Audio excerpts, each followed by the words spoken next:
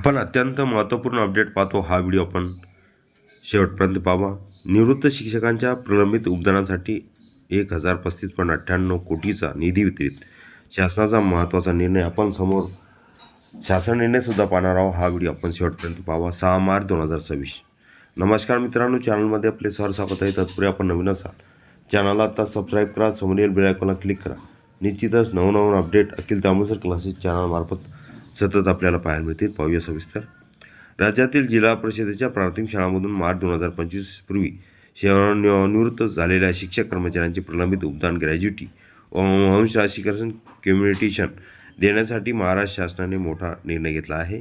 शालेय शिक्षण व क्रीडा विभागाने या संदर्भात 5 मार्च 2026 रोजी शासन निर्णय जारी करून 1035.98 कोटी रुपयाचा निधी वितरित करण्यास मान्यता दिली आहे. शासन निर्णयानुसार हा निधी लेखाशीर्ष क्रमांक 22020173 अंतर्गत निवृत्ती वेतनविषयक खर्च उद्देशासाठी वितरित करण्यात येणार आहे. डिसेंबर 2025च्या हिवाळी अधिवेशनात पुरवणी मागणीद्वारे एकूण 1280.70 कोटी रुपयाची तरतूद मंजूर करण्यात आली होती.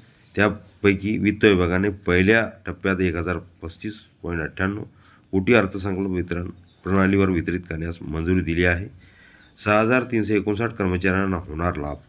शिक्षण संचालक पुणे यांनी सादर केलेल्या प्रस्तावानुसार राज्यातील 6359 सेवानिवृत्त शिक्षक व कर्मचारी योगदान अंश राशीकरण रक्कम प्रलंबित होती. या प्रलंबित देयकाच्या पूर्ततेसाठी हा निधी उपलब्ध करून देण्यात आला आहे.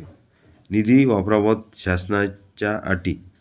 शासनाने निधी वापराबाबत काही महत्त्वाच्या अटी घातल्या आहेत. वितरित केलेला निधी फक्त निवृत्तीवेतनाशी संबंधित देयकासाठीच वापरावा. आयुक्त शिक्षण पुणे यांना या निधीचे नियंत्रक अधिकारी म्हणून घोषित करण्यात आले आहे. देयकांची दुबार देयके होणार नाहीत याची काळजी घेणे आवश्यक आहे. निधी वितरण हा वापराचा तपशील शासनात सादर करणे बंधनकारक आहे. वित्त विभागाच्या सर्व नियम व मार्गदर्शक सूचनांचे पालन करावे लागेल. 31 मार्च 2026 पूर्वी निधी खर्च होईल याची जबाबदारी संबंधित अधिकाऱ्यावर राहणार आहे. सेवानिवृत्त शिक्षकांना दिलासा. अनेक शिक्षक व शिक्षक कर्मचारी निवृत्तीनंतरही ग्रॅज्युटी व अंश राशीकरणाच्या रकमेसाठी प्रतीक्षा करत होते.